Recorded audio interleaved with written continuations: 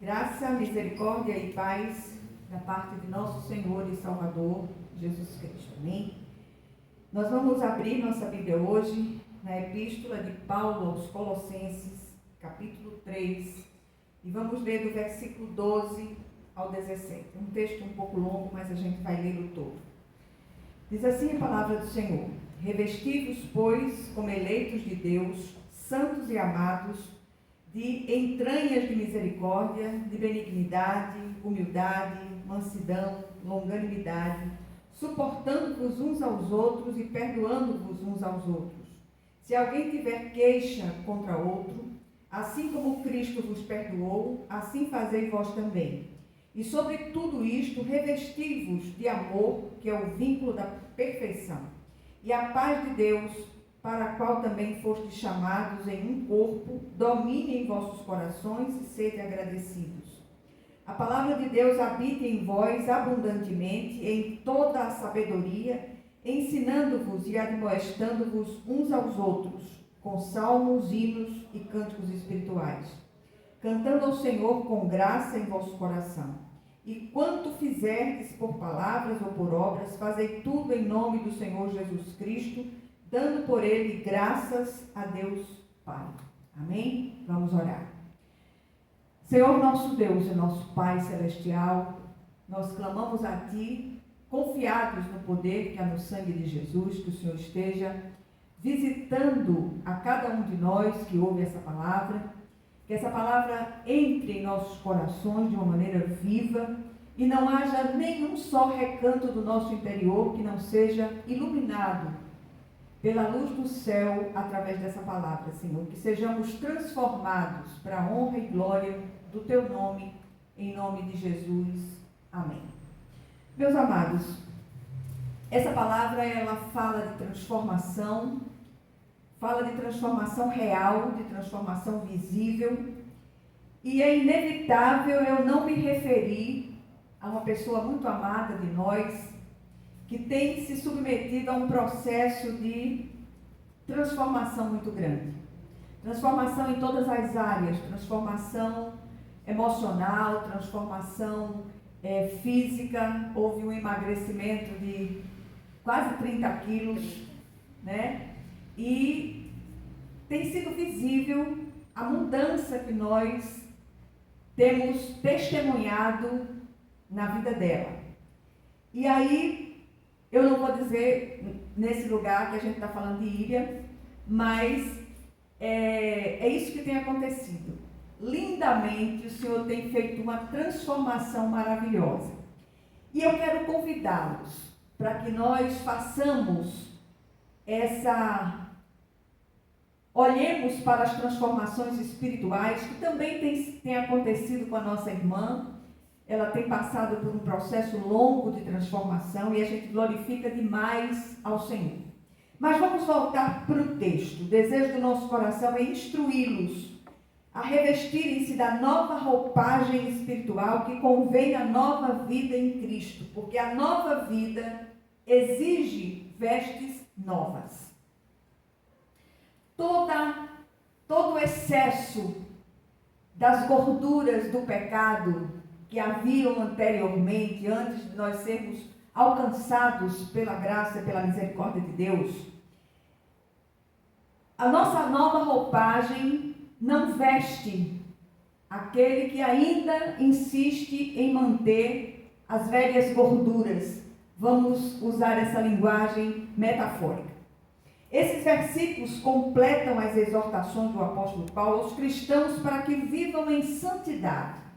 E a gente quer repetir, eu nem sei quantas vezes já falamos sobre isso. Santidade não significa impecabilidade, mas separação para Deus. De uma maneira posicional, todo cristão é um santo de Deus. Ainda assim, precisamos seguir nos santificando numa santificação progressiva, até aquele dia em que receberemos a santificação perfectiva, que é a santificação de estar na presença do Senhor quando passarmos para o outro lado da eternidade. E aqui, Note que todos os verbos, o apóstolo Paulo usa a analogia das vestes para ilustrar essa verdade, e todos os verbos aqui nesse contexto estão no imperativo, para não dar margem a nenhuma dúvida quanto ao intento do Espírito Santo através do apóstolo. A intenção aqui é ordenar, não sugerir. Há um ditado popular que diz que a roupa faz o monge. Isso quer dizer que o modo como nos vestimos, nos portamos, fala daquilo que somos. Só que, biblicamente, as coisas não são tão simples assim. Muito pelo contrário. O Senhor requer de nós não apenas aparência, mas um coração verdadeiramente transformado pelo Espírito de Deus. Temos visto muitas facções do cristianismo perdendo tempo com usos e costumes, sem se importar realmente com o que as pessoas preservam em seus corações pretensamente convertidos. Nós precisamos sim entender que o Senhor prescruta mentes e corações. A simples aparência piedosa dos homens não impressiona a Deus. Ele enxerga as coisas ocultas, os porões de nossas almas e as intenções mais profundas e escondidas dos nossos corações. E isso devia inquietar muito aqueles que se dizem cristãos. A palavra ainda não chegou aos nossos lábios, ele já a conhece. Por isso Paulo exorta seus leitores a se despirem da velha mortalha do pecado e da antiga vida e colocarem as vestes santas da nova vida em Cristo, que nada tem a ver com exterioridades. Que vestes são essas? Primeiro, as vestes da graça de Deus. Paulo lembra aqui aos seus leitores que, por serem eleitos, santos e amados de Deus, precisam ser revestidos de ternos afetos de misericórdia, de bondade, de humildade e de longanimidade. Os próprios leitores de Paulo experimentaram essas virtudes mediante a graça de Deus. Então, a primeira roupagem é a roupagem da graça de Deus. Os eleitos, santos e amados de Deus, devem demonstrar esses ternos afetos mencionados. Olha só, suportando e perdoando uns aos outros, porque o que recebemos de Deus deve ser compartilhado com os irmãos. Essas vestes da graça, ao serem experimentadas, suscitam em nós o amor incondicional de Deus. Esse amor que um dia nos alcançou. E esse amor passa a ser o grande vínculo da perfeição. E esse amor passa a ser a nossa credencial de identificação como eleitos, santos e amados de Deus. É interessante porque tenho convivido com algumas pessoas ditas ateias, que têm um coração muito mais benigno do que muitos daqueles que se dizem cristãos. É incrível isso. O segundo tipo de veste é a veste da paz de Cristo. Preste atenção nisso aqui, que é importante demais. Muitas vezes nós tomamos atitudes, resolvemos deliberar sobre determinadas coisas, sem esperar o tempo devido para que essa paz se instale em nosso coração. E essa paz, quando se instala, ela se instala não só no nosso coração, mas na nossa família, na igreja, na palavra de Deus, através da palavra de Deus, através das impressões do Espírito no nosso coração. No versículo 15 desse contexto que foi lido, Paulo passa do caráter para a conduta. Aqui ele fala da paz de Cristo como elemento identificador da vontade de Deus em nossas vidas. A paz deve se instalar no coração do cristão e também no corpo, a igreja. Essa paz funciona como um árbitro, como um juiz. Ela julga se algo é de Deus ou não. No entanto, é preciso cuidado com a falsa paz. Muitas vezes essa falsa paz vem somente para confundir. Muitas vezes não há paz na família a respeito de decisões dos líderes das famílias. Não há paz na igreja, não há paz nos líderes espirituais. Você não encontra paz quando você ora, mas eu quero, e eu quero, e eu quero, e acabou.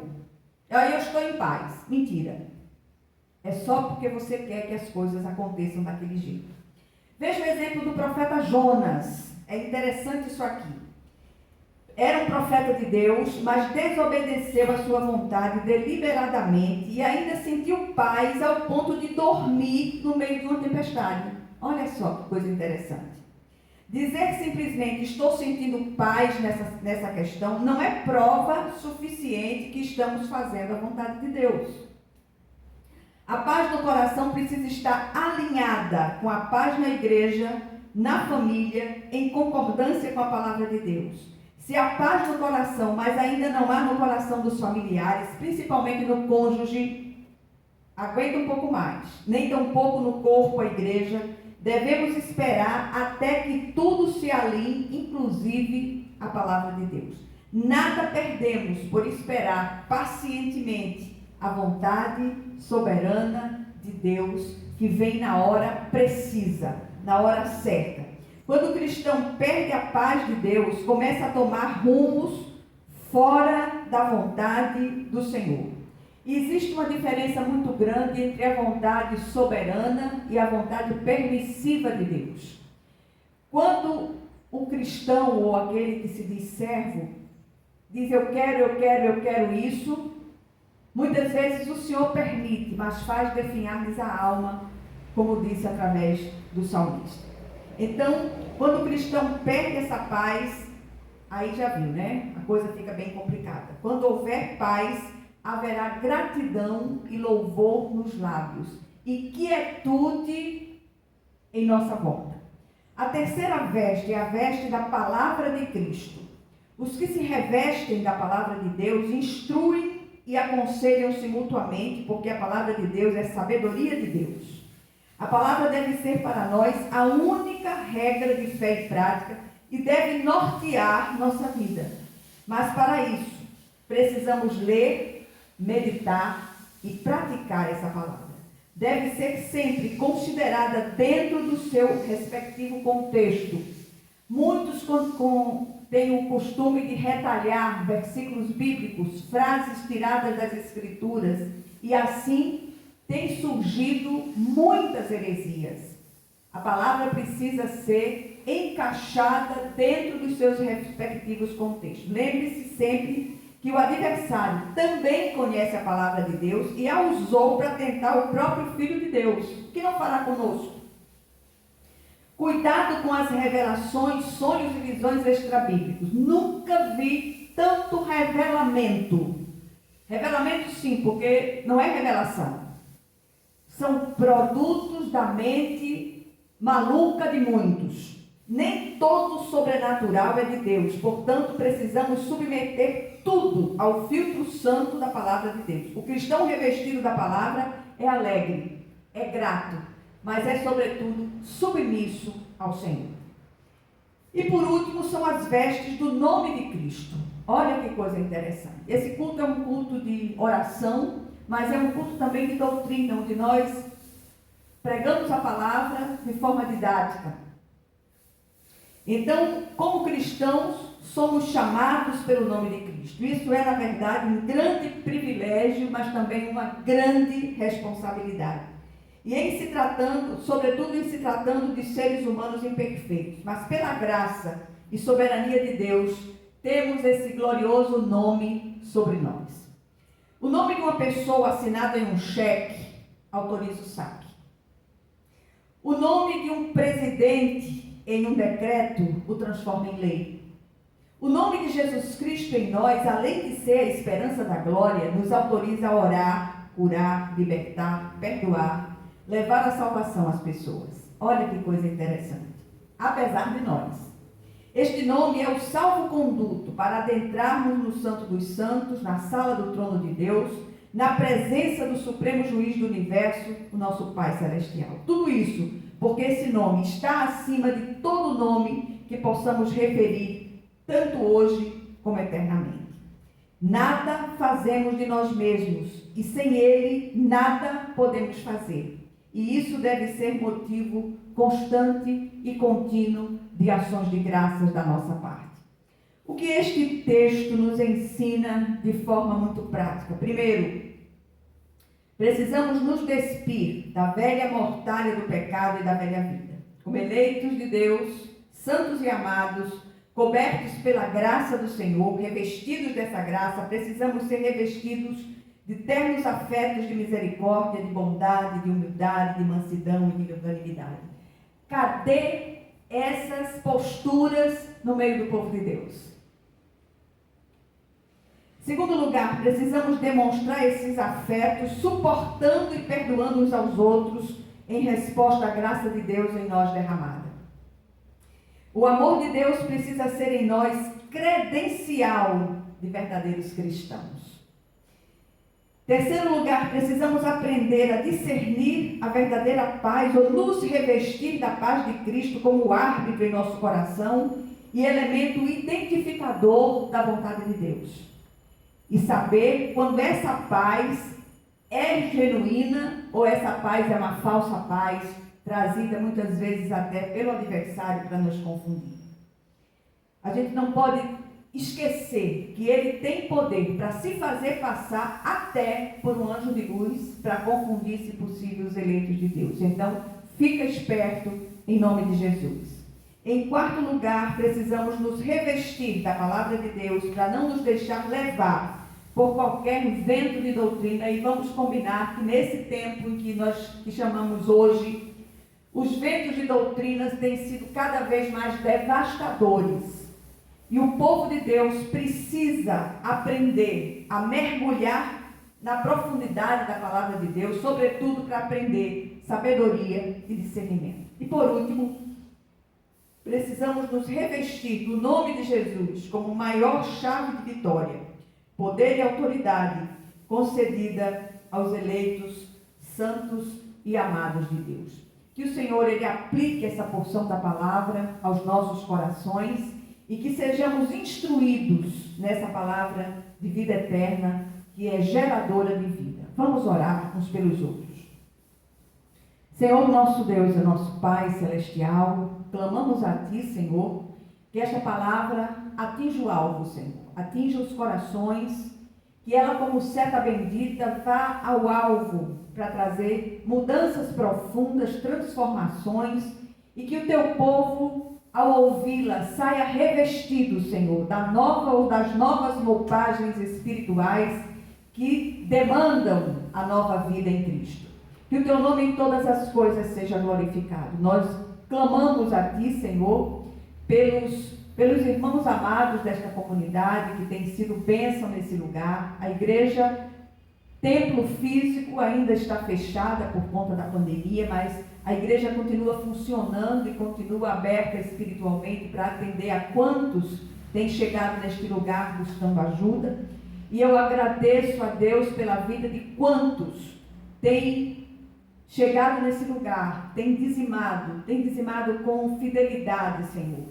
E clamamos a Tua fidelidade sobre eles, aqueles que têm dizimado e ofertado, aqueles que têm nos ofertado cestas básicas para levar o alimento para a mesa de muitos. Eu quero Te pedir, Senhor, de um modo muito especial, uma bênção sobre esses. Mas quero Te pedir também, Jesus, que o Senhor esteja operando na vida dos enfermos, na vida daqueles que estão vivendo litígios judiciais, que o Senhor esteja operando grandemente na vida de todos, em nome de Jesus. E que a graça de nosso Senhor e Salvador Jesus Cristo, o amor infinito de Deus, o nosso Pai Celestial, que as consolações e comunhão do Santo Espírito estejam sobre todos vocês e sobre todo o povo de Deus, espalhado por toda a face da terra, desde agora e para todo o sempre. Amém, amém e amém. Que Deus os abençoe ricamente.